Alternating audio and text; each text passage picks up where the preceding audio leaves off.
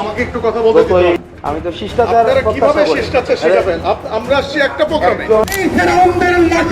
বাংলাদেশের মানুষ যে আমেরিকান ইন্ডিয়ান চামচা সুৎখর লাওয়াত ইউনুসকে অবিলম্বে গ্রেফতার করুন। এই রাজাকারের নাতিদের অবস্থা কি হয় শুধু দেখতে থাকো। বিজেপি নেতা শুভেন্দু বিশাল ব্যবধানে নির্বাচনে জয় হওয়ার পর সাবেক সমন্বয়কদের মধ্যে যেন থমথমে অবস্থা।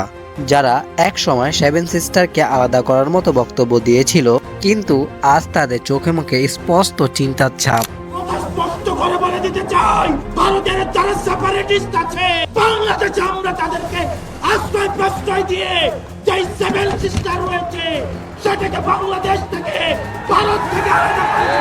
ইতিমধ্যে সার্জিস আলম মন্তব্য করেছেন, আসন্ন নির্বাচনে আওয়ামী লীগকেও মনোনয়ন দেওয়া হতে পারে। আর যা নিয়ে রাজনৈতিক অঙ্গনে শুরু হয়েছে তুমুল আলোচনা ও সমালোচনা।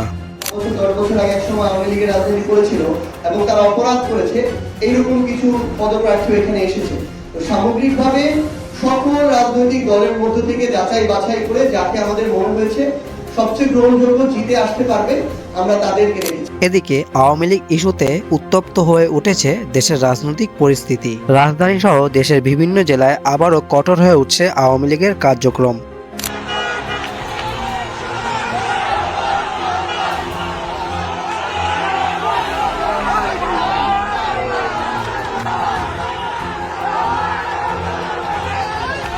অভিযোগ উঠেছে, হামিদ টিকা আত্মসাৎ করার ফলে মৃত্যুবরণ করেছে প্রায় 500 শিশু।